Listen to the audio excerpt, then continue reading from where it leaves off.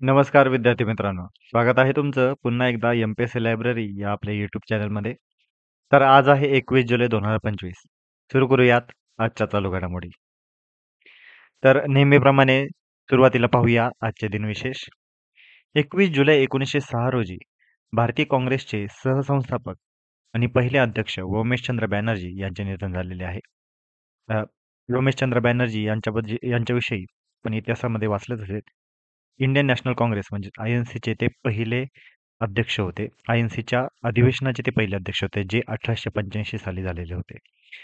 त्यानंतर 21 जुलै 1910 रोजी स्वातंत्र्य सैनिक आणि रोजगार हमी योजनेचे जनक वी. पागे यांचा जन्म झालेला आहे. ही देखील आपल्यासाठी महत्त्वाची अशी बातमी आहे. कारण रोजगार हमी योजनेचे जनक कोण? असा बराच वेळा प्रश्न विचारण्यात आलेला आहे. तर लक्षात ठेवा, रोजगार हमी योजनेचे जनक वी. पागे यांचा आज जन्म आहे. त्यानंतर 21 जुलै 1969 रोजी मानवाचे चंद्रावर पहिले पाऊल पडलेले आहे. म्हणजे ही एक मोठी ऐतिहासिक घटना होती. 21 जुलै 1969 यानाचे नाव होते अपोलो 11 आणि चंद्रावर प्रथम पाऊल ठेवणारा मनुष्य होता नील आर्मस्ट्रॉंग. त्यानंतर त्याच्यासोबतच त्याचा सहकारी दुसरं पाऊल जे चंद्रावर ठेवले त्यांचं नाव होतं एडविन ॲल्ड्रिन. तर ही सर्व दिनविशेष आपल्यासाठी महत्त्वाचे आहेत.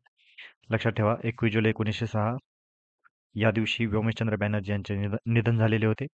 21 जुलै 1910 रोजी वी. पागे यांचा जन्म झालेला होता आणि 21 जुलै 1969 रोजी ऐतिहासिक घटना म्हणजेच मानवाचे चंद्रावर पहिले पाऊल पडलेले होते आणि त्या मिशनचं नाव होतं अपोलो 11.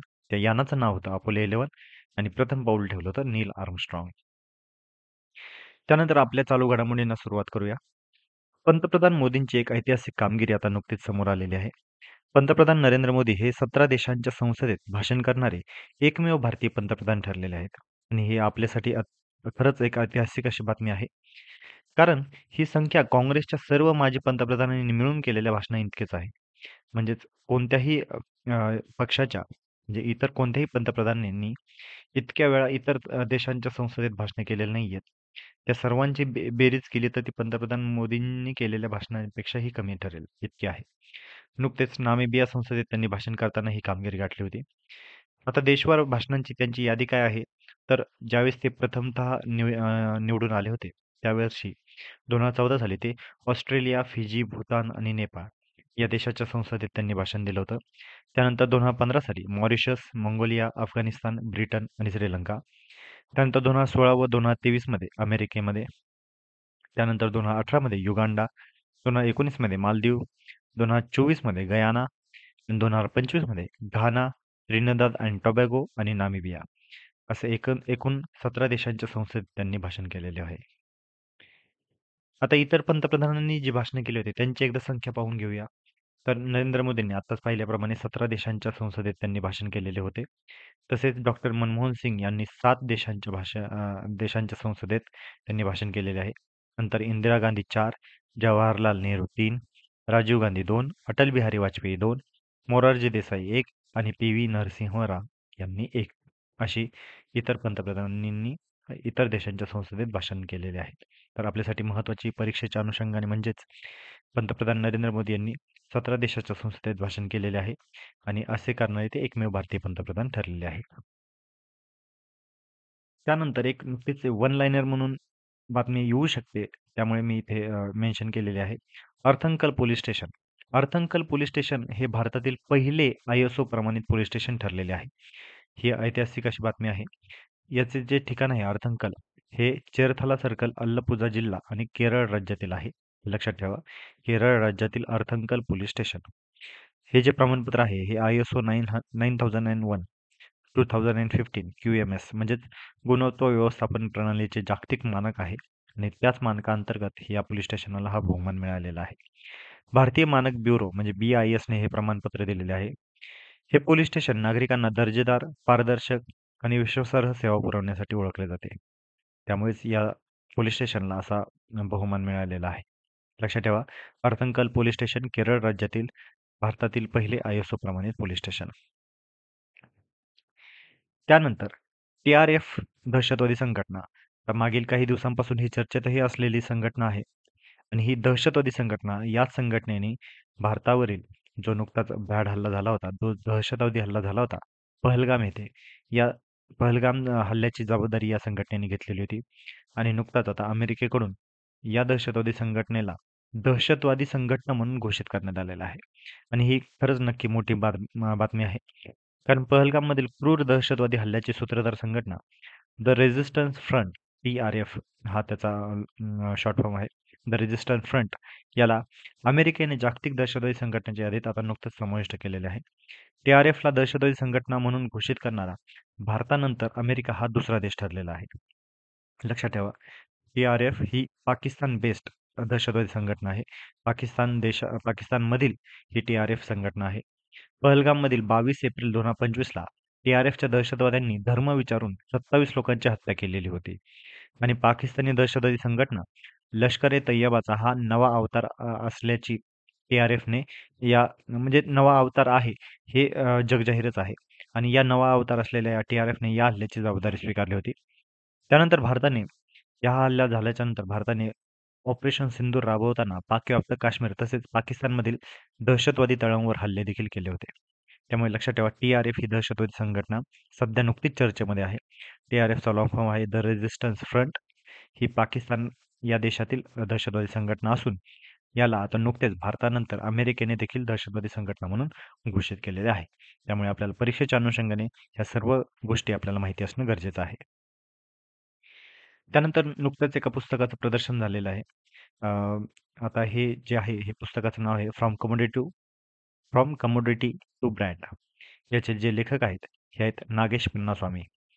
नुकतंच त्यांनी प्रसिद्ध दिग्दर्शक नितेश तिवारी यांच्या हस्ते या पुस्तकाचं प्रकाशित केलेलं आहे.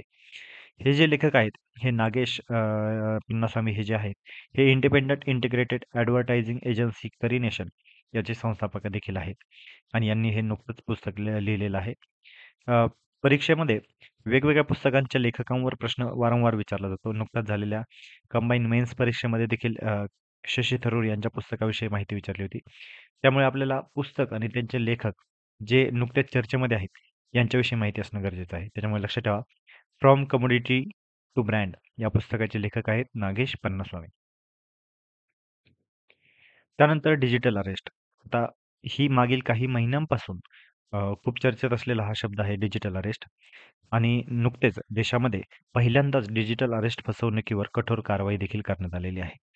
पश्चिम बंगालमध्ये ऐतिहासिक निर्णय देताना म्हणजे पश्चिम बंगालच्या अ, हायकोर्टने 9 जणांना जन्मठेप ठोठावली आहे. आणि सायबर गुन्ह्यांमध्ये दोषींना शिक्षा देणारा देशातील हा पहिलाच निकाल आहे. त्याच्यामुळे पहिलाच निकाल असल्यामुळे आपल्याला परीक्षेच्या अनुषंगाने खूप खूप खूप महत्त्वाचं आहे. डिजिटल अरेस्ट प्रकरणी दिलेली ही पहिलीच जन्मठेप देखील आहे. डिजिटल अरेस्ट म्हणजे काय? तर लक्षात घ्या. बनावट पोलीस किंवा तपास यंत्रणा म्हणून कॉल येतो. तुम्ही ड्रग्ज किंवा मनी लॉन्ड्रिंगमध्ये अडकलात अशी भीती देखील दाखवण्यात येते. सतत कॉल्स करण्यात येतात, मेसेजेस करण्यात येतात. व्हिडिओ कॉलवर पोलीस स्टेशनचा सेटअप तयार करण्यात येतो आणि व्हिडिओ कॉल करून घाबरवण्यात येते.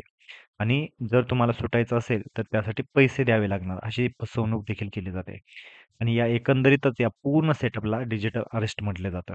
लक्षात घ्या, डिजिटल अरेस्ट अशा प्रकारचा कोणताही प्रकार नसतो. कारण डिजिटल अरेस्ट अशा कोणत्याही प्रकारामध्ये करताच येत नाही आणि कोणतीही सरकारी यंत्रणा तुम्हाला फोनवर अटक करू शकत नाही. या निर्णयामुळे आता हा जो निकाल झालेला आहे, या निर्णयामुळे देशामध्ये सायबर गुन्ह्याविरोधात आता नवा अध्याय सुरू झालेला आहे, असं देखील म्हणण्यात येत आहे. लक्ष ठेवा, डिजिटल अरेस्ट अशा प्रकारचा कोणताही प्रकार नसतो. जर तुम्हाला अशा प्रकारचे कॉल किंवा मेसेजेस येत असतील, तर त्यापासून सावध राहणं गरजेचं आहे. त्यामुळे आणि आपल्याला परीक्षेच्या अनुषंगाने डिजिटल अरेस्ट पश्चिम बंगाल हायकोर्टने आता नुकताच निर्णय दिलेला आहे आणि सायबर गुन्ह्यांमध्ये दोषींना शिक्षा देणारा हा देशातील पहिलाच निकाल आहे. लक्षात ठेवा. तर या होत्या आजच्या चालू घडामोडी. काल मी तुम्हाला एक प्रश्न विचारलेला होता, की MI6 ही कोणत्या देशाची गुप्तचर संस्था आहे? आणि याचं योग्य उत्तर आहे पर्याय क्रमांक 1 ब्रिटन. ब्रिटन या अ, ब्रिटन या देशाची MI6 ही गुप्तचर संस्था आहे. ज्या पद्धतीने भारताची ही गुप्तचर संस्था आहे, त्याच पद्धतीने ब्रिटनची गुप्तचर संस्था आहे MI6. त्यामुळे लक्षात घ्या. काही विद्यार्थ्यांनी कमेंटमध्ये उत्तर देखील दिलेले आहेत. तर तुम्ही देखील सर्वांनीच या प्रश्नाचं उत्तर तुम्हाला कमेंटमध्ये द्यायचं आहे. तर आजचा देखील आता प्रश्न पाहूया. पंतप्रधान नरेंद्र मोदी यांनी किती देशाच्या संसदेमध्ये भाषण केलेले आहे? नुकतेच आपण ही याबद्दलची डिटेलमध्ये माहिती पाहिलेली आहे. तर याचं उत्तर अतिशय सोपं आहे. तुम्ही जर व्हिडिओ व्यवस्थित पाहिला तर तुम्हाला नक्कीच याचं उत्तर देता येईल. पंतप्रधान नरेंद्र मोदी यांनी किती देशाच्या संसदेमध्ये भाषण केलेले आहे? पर्याय क्रमांक 1 आहे 17, पर्याय क्रमांक 2 आहे 7, पर्याय क्रमांक 3 आहे 27 आणि पर्याय क्रमांक 4 आहे 20. तर याचं योग्य उत्तर तुम्ही कमेंटमध्ये द्यायचं आहे. याचं जे काही बरोबर उत्तर असेल ते मी उद्याच्या व्हिडिओमध्ये तुम्हाला नक्की सांगेल. तर याचं जे उत्तर आहे हे सर्व विद्यार्थ्यांनी कमेंटमध्ये सांगायचं आहे. तर या होत्या आजच्या चालू घडामोडी. तर अशाच अधिकाधिक आणि इन्फॉर्मेटिव्ह कंटेंटसाठी आमच्या एम-पी-एस-सी लायब्ररी या यूट्यूब चॅनलला फॉलो करायला विसरू नका. आम्ही यूट्यूबसोबतच टेलिग्राम, WhatsApp, Facebook आणि Instagram या सर्व सोशल मीडिया प्लॅटफॉर्मवर आहोत. तर या सर्वच ठिकाणी आम्हाला फॉलो करायला विसरू नका. धन्यवाद.